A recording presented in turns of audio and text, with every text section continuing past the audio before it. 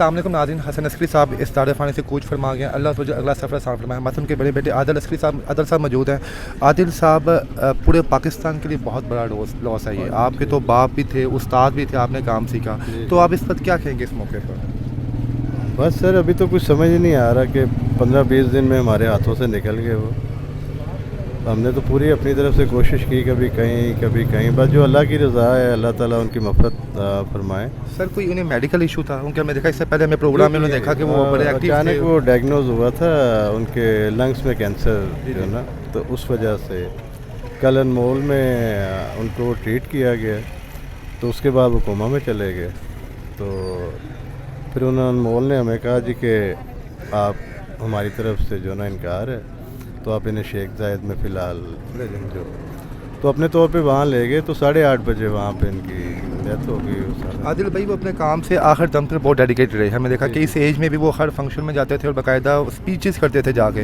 तो कभी ज़िंदगी में शिकवा नहीं रहा कि जिन स्टार्स को उन्होंने अपनी ज़िंदगी में बनाया, राही साहब हो गए, मुस्तफ़ा साहब हो गए, शान हो गए, ठीक है, जिन्होंने उनके पहले में काम किया। हमने देखा कि आखिरी वक्त में कोई भी शख्स जो है उस तरह क्लोज उनके नहीं आया जैसे एक बाप के नज़दीक इंसान है। क्योंकि डायरेक्टर भी आपके बाप की तरह होता है, अगर उम्र में भी आपके बाप को जितना हो, तो शिकवा रहा ज़िंदगी? नहीं, उन्हें वो ऐसे थे ही नहीं। उनका तो वो अंदर से बिल्कुल पोलाइट थे।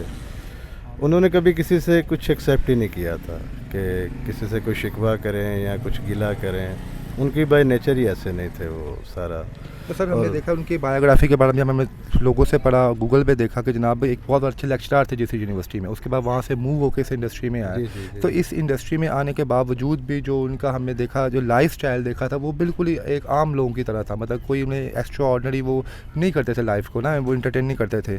तो घर में उनका बर्ताव कैसा था आपके साथ, अम्मी जान के साथ? 2 लफ्ज़ बोलूँगा कि फ़ाइन आर्ट के मलंग थे वो, कि सादा आदमी थे।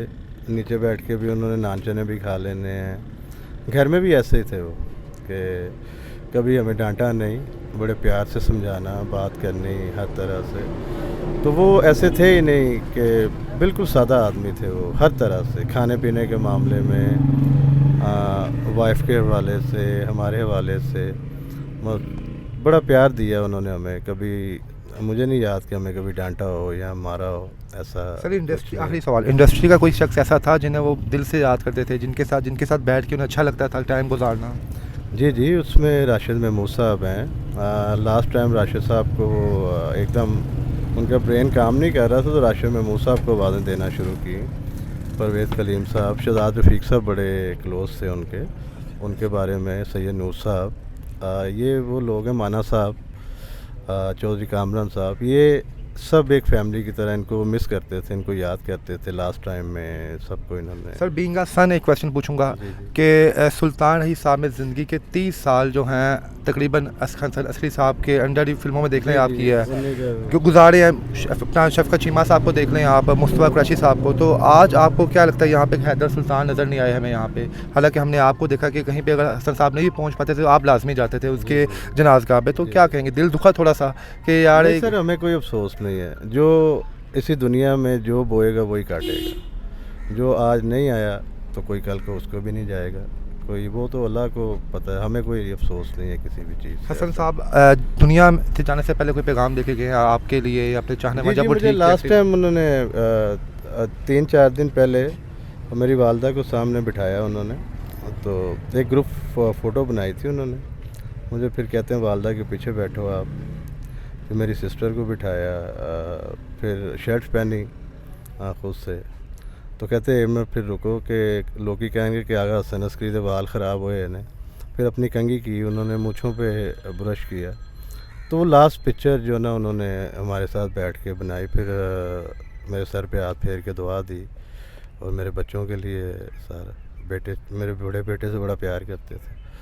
तो बस ये लास्ट, उनकी कमी तो यकीनन पूर्ण नहीं हो सकती, लेकिन आप ऐसा उस्ताद, आप क्या कहेंगे कि आप उनके अंडर काम कर रहे थे, आप उनसे चीज़ें सीख रहे थे, कि ऐसा उस्ताद कभी मिलेगा आपको ज़िंदगी में? जी नहीं, आप समझे कि डायरेक्शन का बाप दुनिया से चला गया, बस मैं यही कह सकता हूँ, इससे ज़्यादा। लास्ट क्वेश्चन सर, अगर यही हसन अस्करी साहब इस वक्त भारत में होते, जिस तरह जब अपने ये इनका नाम था, तो इंडिया तक से इनको ऑफर्स आई थी कि हमारी जगह फिल्म प्रोडक्शन करें, तो हमने बोला था, दिलीप कुमार साहब ने क्या कहा था? बड़ा ये हाँ जी, लंदन में उन्होंने ऑफ़र किया था इंडिया आने का, मगर मुहिब वतन थे, ज़िया साहब ने इनसे एक फ़िल्म बनवाई थी ट्रेनिंग, जो अभी भी आर्मी यूनिवर्सिटी में दिखाई जाती है जो नए स्टूडेंट आते हैं। तो इन्होंने ज़िया साहब से क्वेश्चन किया था कि आपने मुझे ही क्यों सिलेक्ट किया, तो उन्होंने कहा हमारी इन्फॉर्मेशन के हिसाब से आप मुहिब वतन हैं, तो इसलिए मेरी फ़िल्म आप बनाएंगे। और ज़िया साहब ने फिर अगर फिल्म यही बनवाई। हसन अस्करी साहब इस वक्त भारत में होते और आज उनकी डेथ होती तो आप क्या समझते वहाँ का समा क्या होता? जैसे वहाँ के हम देखते हैं नहीं, एक कभी छोटे से ऐसा छोटा accept ही नहीं किया अदाकार हमने बड़ा सारा। ट्रिब्यूट पेश करने आता नहीं है नहीं, वहाँ हमारा पे। पाकिस्तान बहुत अच्छा है, हमें भारत जाने की ज़रूरत ही नहीं, अल्हम्दुलिल्लाह इस जैसा मुल्क कोई भी नहीं है। स्टैचू बनता है,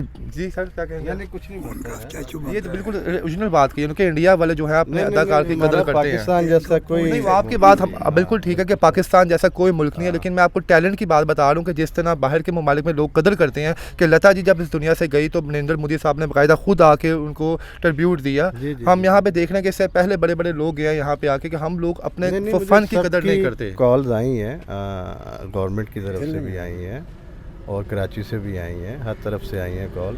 ज़ाहिर है अब कोई बंदा कहीं बिज़ी है या कुछ है, उस वजह से नहीं आ सका है। पर ये तो आप बड़े दिल के हैं, हसन साहब बड़े दिल के थे कि जो जनाब छोटी छोटी चीज़ों को फील नहीं करते थे, लेकिन जो बंदे ने जिन्होंने आखिर दम तक ज़िंदगी में रूज देखा और उन बच्चों को अपने हाथ से पाला हो, उन पौधों को परवान चढ़ाया हो जिनको खुद उन्हें लगाया था, और वो पौधे जब बड़े होकर दरख्त बन जाएँ और आज जो है अपने उस्ताद के उस आखिरी रसूमात में शामिल ना हो, दिल तो दुखता है सर फिर। नहीं, ज़रूरी नहीं कि हर दरख्त छाँव दे, कोई दरख्त छाँव नहीं देते, ये भी होता है ना सारा।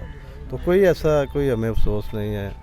मैं पहले भी बोला, जो इस दुनिया में जो बोएगा वही काटेगा, तो हर बंदे का अपना अपना है सारा। फिल्म स्टार शान भी नहीं आए, वो तो मौजूदा चलें जी, राही साहब को छोड़ दें, उनके बेटे को भी छोड़ मैं दें। तो शान की बड़ी एफिलिएशन थी उनके साथ। चीज़ों शान को ना ही डिस्कस करें तो बेहतर है। मैं आज जो मैंने देखा चलें यार। तो शुक्र है अल्लाह का जी, कि थैंक यू।